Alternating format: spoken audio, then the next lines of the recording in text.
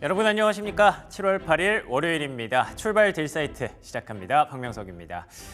지난 금요일 뉴욕 증시 또다시 사상 최고가 경신 랠리를 달렸습니다. 나스닥과 S&P 500은 오르면 사상 최고가가 계속 반복되고 있는데요. 지난 금요일에는 아무래도 고용 보고서 발표가 가장 주요한 원동력으로 작용했던 것으로 보입니다. 그러면 지난 금요일과 주말 사이에 있었던 이슈들 모아서 브리핑 뉴욕 출발해 보겠습니다. 자, 말씀드린 대로 간밤에 뉴욕 증시 3대 지수, 지난 금요일에 뉴욕 증시 3대 지수 모두 상승으로 마감했습니다. 보시는 것처럼 다우는 강보합으로 마감이 됐고요. 나스닥의 상승세가 조금 더 돋보이는 모습이죠. 1% 가까운 상승세. 아시는 것처럼 나스닥이 올랐다 그러면 또 기술주가 강세를 보였다라고 정리하시면 되겠습니다. S&P 500은 0.5% 상승으로 마감이 됐는데요. 테슬라가 벌써 8거래일 연속 상승입니다. 테슬라 나를 무시했던 사람이 누구인가라고 얘기하면서 계속해서 랠리를 달리고 있는 그 모습인데요. 251달러 선까지 올라오는 테슬라, 또다시 댄 아이브스 애널리스트가 목표가를 또 상향하는 모습, 300달러까지 리포트가 나왔습니다. 그리고 메타 플랫폼스 5.8% 오랜만에 특징주로 이름을 올리고 있는 것 같은데요. AI의 어떤 기대주로서 평가는 받았지만 AI의 대표주자다라는 얘기를 하기에는 조금 뭔가 2%가 부족해 보였었는데 메타 플랫폼스에 대해서 월가의 의견들이 조금씩 달라지고 있습니다. 잠시 후에 확인해 보도록 하죠. 자, 그리고 아쉽지만 엔비디아가 1.92% 하락으로 마감이 됐습니다. 엔비디아, AI 하면 엔비디아고요. 엔비디아 하면 AI인데 왜 자꾸 이런 일이 좀 발생하는 걸까요? 너무 많이 올랐다라는 그런 월가의 리포트가 또 하나 나왔는데요. 어떤 영향이 있을지, 그리고 엔비디아는 조금 주춤한 주가를 어떤 방법으로 타개해 나갈지 잠시 후에 특징주에서 확인해 보도록 하죠. 자, 그러면 이런 시장의 흐름들을 만들었던 체크포인트 3가지 중에 첫 번째 체크포인트부터 확인해 보겠습니다. 말씀드렸던 것처럼 고용이 발표가 됐습니다. 사실 고용 지표는 계속 좀 다운이 돼야 되죠. 아시는 것처럼 배드 뉴스가 우리에게는 굿 뉴스가 될 수밖에 없으니까요. 그런데 고용 숫자 자체는 사실 시장이 예상했던 것보다 조금 더 높았습니다. 그럼에도 불구하고 시장이 환호했던 이유, 보시는 것처럼 실업률이 올랐고요. 그리고 임금 상승률이 떨어졌기 때문입니다. 실업률 4.1% 2021년 11월 이후 최고치를 기록했고요. 그리고 또 임금 상승률도 보시는 것처럼 계속해서 슬로우 다운 되는 모습들이 나타나고 있죠. 특히 이 임금 상승률은 결국에는 이 물가와 직결되는 문제이기 때문에 이 부분들이 우리가 걱정하는 물가 상승을 좀 억제할 수 있겠다. 그리고 또 이제 연준의 금리 인하 조금 더 빨라질 수 있겠다라는 논리에 불을 지폈습니다.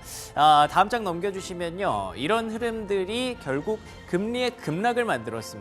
보시는 것처럼 10년물 국채 금리가 4.2%대까지 이렇게 강하게 내려오는 모습들이 있었고요. 최근에 다시 올라가면서 사실 트럼프 전 대통령의 복귀 가능성을 얘기를 하면서 미국의 채권 시장이 조금 부담이 될 수 있다라고 얘기를 했었는데 금방 이제 제자리를 찾는 모습이에요. 결과론적으로 우리가 하반기의 어떤 흐름, 금리 흐름을 조금 예측해 볼 수 있는 한 주가 되지 않았나 싶습니다. 대통령 선거, 그리고 유럽의 총선 이런 것들로 인해서 시장의 변동성, 불확실성은 언제든지 일어날 수 있지만 어쨌든 금리가 원하는 방향성은 하방이다라는 걸 다시 한번 확인시켜줬던 지난 금요일이 됐겠네요. 자, 다음 장 넘겨주시면 두 번째 체크포인트 확인해 보겠습니다. 그래서 결국에는 시장의 어떤 금리 인하에 대한 기대치가 계속 바뀌고 있습니다. 여기 보시면 이게 페드워치죠. CME 페드워치 기준으로 9월에 금리 인하 가능성이 70%를 넘어섰습니다. 9월에 이제 두 번 1% 내릴 수 있다라는 전망과 비교하면 0.5% 내릴 수 있다는 전망까지 더하면 거의 80%가 지금 9월에는 금리를 내릴 것이다 쪽에 베팅을 하고 있는 건데요. 이거는 사실 객관적인 지표는 아닙니다. 우리가 어느 정도 투자 심리만을 읽을 수 있는 그런 자료이기는 합니다만 그래도 앞서 보셨던 그 고용 지표들이 사실 시장에 꼭 좋은 것만은 아니거든요. 실업률이 계속 올라가고 있고 임금 상승률이 떨어진다. 그러면 결국에는 미국의 경기 둔화, 경기 침체 우려를 촉발시킬 수 있는 재료이기도 하기 때문에 그런 우려가 나오기 전에 미리 연준이 금리를 인하해줘야 된다라는 보험성 금리 인하에 대한 기대감이 확실히 이제는 기대감에서 어느 정도 확신으로 바뀌고 있는 것 같습니다. 사실 연준은 계속 그 확신을 억제시키고 있죠. 올해 안에 금리 인하 안 할 수도 있어요. 뭐 인상할 수도 있어요. 이런 얘기를 하고 있지만 시장은 전혀 들으려고 하지 않고요. 9월에는 금리 인하 시작할 거지, 할 거지 뭔가 오히려 연준을 더 되려 압박하는 듯한 그런 느낌이 있는데 어쨌든 앞서 보셨던 고용처럼 뭔가 연준이 해야 된다라는 논리에는 어느 정도 충분히 근거가 있는 것으로 보입니다. 다음 장 넘겨주시면요. 이에 따라서 이제 금리가 내려오고 그러면서 기술주들이 급등을 하고 있는 건데 S&P 500이 결국 6,000선을 보게 될 것이다라는 전망들까지 나오고 있습니다. 보시는 것처럼 지금 기술적으로 분석한 내용들인데 조금 정신이 없죠. 근데 여기서 그냥 중요한 포인트만 읽어드리자면 기술적으로 지금 6,100포인트까지는 열려 있다라는 분석이 월가에서 나오고 있고요. 그런데 웨드부시의 타겟이 지금보다 더 높은 6,200까지 보고 있기 때문에 충분히 가능하다라는 논리들이 나오고 있습니다. 그 배경은 M7이 이제 실적 시즌에 들어가기 때문이죠. 이번 주 주말부터 이번 주 목요일부터 이제 본격적인 2분기 실적 시즌이 열리게 됩니다. 항공사들 그리고 금융주들이 먼저 실적 발표 시즌을 알리게 될 텐데요. 이제 다다음 주 지나가면 7월 중순부터는 M7이 실적을 발표할 거고 과연 뭐 나쁘지 않게 나온다면 결국에 대형주가 올라가는 장에서는 지수를 끌어올릴 수밖에 없잖아요. 그래서 8월에 엔비디아 실적까지 감안했을 때 6,000선 충분히 가능하다라는 논리가 나오고 있는데 글쎄요. 조금 아쉬운 건 대형주로만의 쏠림, 러셀 2000은 금요일에도 좀 하락했다는 거. 중소형주까지는 아직 좀 매기가 넘어가지 않는 듯한 그런 기분입니다. 자, 그러면 세 번째 체크 포인트 한번 확인해 보죠. 그것 때문에 너무 좋은 얘기들만 있으니까 조금 걱정하는 시선도 당연히 좀 있겠죠. 보시는 것처럼 이게 지금 테크주들의 어떤 주가의 흐름인데요. 지금 굉장히 많이 올라왔죠. 이 부분을 언제와 비교하냐면 여기 앞서 보시는 이때 급등했던 그 구간과 비견이 될 정도의 랠리가 나타나고 있습니다.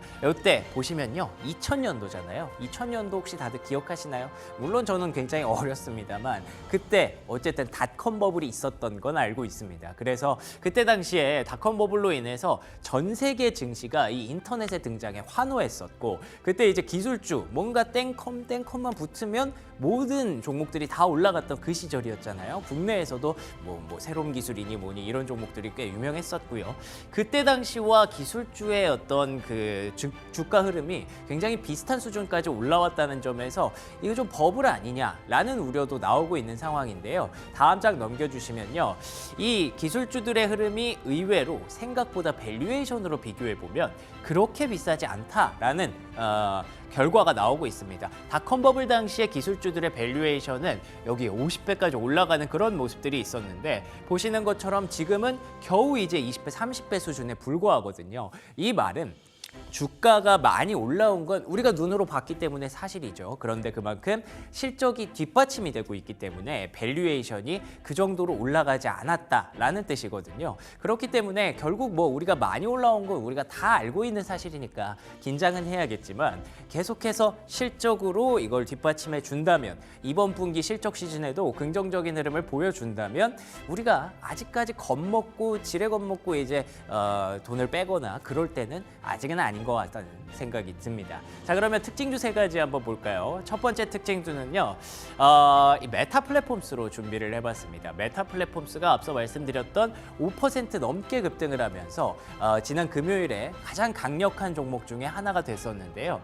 보시는 것처럼 여기 이제 4월에 약간 그 악몽 같았던 주가 급락 기억하시는 분들이 있을 겁니다. 이때 왜 급락을 했냐면요. 메타 플랫폼스 같은 경우에는 플랫폼 업체잖아요. 그래서 이제 AI 시대에 준비하기 위해서 AI 칩, 엔비디아의 AI 칩을 엄청나게 사들이고 있습니다.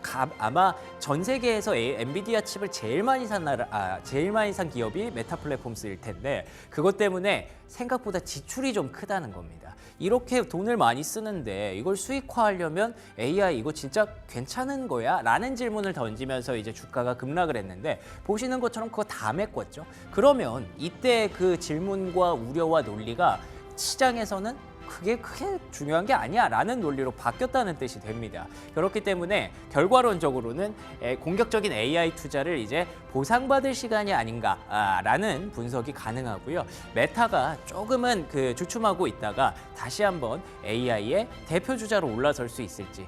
메타는 항상 그랬잖아요. 뭔가 시대가 바뀌면 또 릴스 이런 거 만들고 또 스토리 이런 거 만들어서 계속 그 시장에 적응을 해왔거든요. 그렇기 때문에 오히려 구글보다 낫다라는 반응이 나오고 있어서 메타 플랫폼스의 주가 앞으로도 주목해보면 좋을 것 같습니다. 자, 두 번째 특징주는요. 애플로 준비를 해봤습니다. 앞서 테슬라가 8거래일 연속 상승했다라고 말씀드렸지만 그만큼이나 최근에 강하게 올라오는 주가가 바로 애플 주가입니다. 사실 애플과 테슬라 하면 한 달 전, 2달 전만 해도 굉장히 많은 분들이 걱정했었고 이거 진짜 뭐 M7에서 빼야 되는 거 아니냐 이런 얘기가 진짜 엊그제 같았거든요. 그런데 보시는 것처럼 애플의 주가 어느덧 226달러까지 올라왔습니다.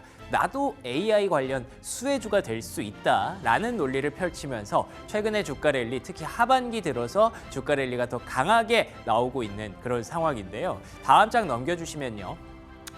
애플이 또 중요한 포인트가 하나 더 있습니다. 다음 장 넘겨주시면요. 애플의 시가총액이 어느덧 1위에 거의 육박해 있습니다. 정말 한 끗 차이죠. 여기 마켓캡 보시면 0.01T밖에 차이가 안 납니다. 그렇기 때문에 마이크로소프트를 쫓아서 지금 애플이 열심히 올라가고 있는 구간이고요.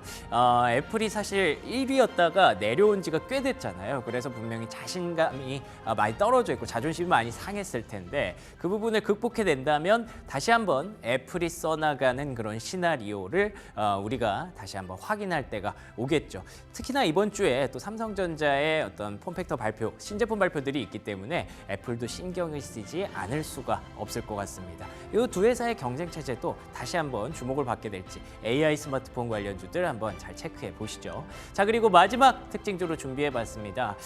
엔비디아 조금은 아쉬운 그런 모습들을 계속 보여주고 있는데요. 앞서 제가 잠깐 말씀드렸던 부분 중에 하나가 있는데 여기 뉴 스트리트 리서치라는 곳이 있습니다. 처음 들어보시죠? 사실 저도 처음 들어봤어요. 근데 거기서 바이에서 뉴트럴로 다운그레이드를 했던 엔비디아에 대한 투자 의견을 다운그레이드를 했던 부분이 엔비디아 주가에 발목을 잡았다라고 하더라고요. 이유는 간단합니다. 엔비디아 충분히 올랐다. 이게 끝이에요.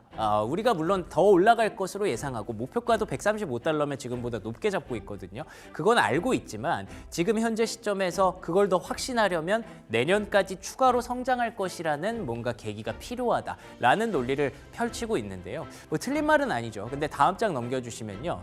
이게 나온다면 또 어떨까요? 우리가 지금 쓰고 있는 게 이제 블랙웰 시리즈로 바뀐다고 합니다. B100, B200 그러니까 엔비디아의 칩이 이제 B 그다음에 R 뭐 이렇게 계속 진행이 되잖아요. 근데 이걸 올해 안에 뭐 나온다라는 얘기가 있었는데 이게 이번 달 중순부터 인도가 된다는 소식이 전해지고 있습니다. 명확한 그 취재원이 있는 건 아닌데요. 그래도 어쨌든 엔비디아 입장에서 지금도 경쟁도 치열해지고 여러 가지 좀 신경 쓸 일이 많아지다 보니까 블랙웰의 출시를 조금 앞당겼다고 하더라고요. 그렇다면 이게 30배나 좋다고 하던데 기존에 쓰는 H100, H200보다 그러면 이것도 경쟁이 붙으면 2025년에도 충분히 성장할 것이라는 확신이 들 수도 있겠죠. 그렇기 때문에 이 실적들이 이제 부각이 되는 2분기, 3분기 실적 이렇게 가다 보면 또 하나의 어떤 모멘텀을 마련할 수 있지 않을까. 엔비디아도 계속해서 챙겨봐야 되는 종목임에 틀림없는 것 같습니다.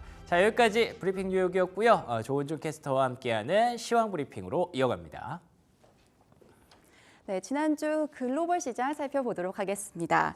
미국의 고용 지표가 둔화하면서 연준의 금리 인하 기대감에 달러는 하락했는데요. 이에 따라 원달러 환율도 하락한 모습이었습니다. 0.2% 하락한 1,377원에 거래 마쳤습니다.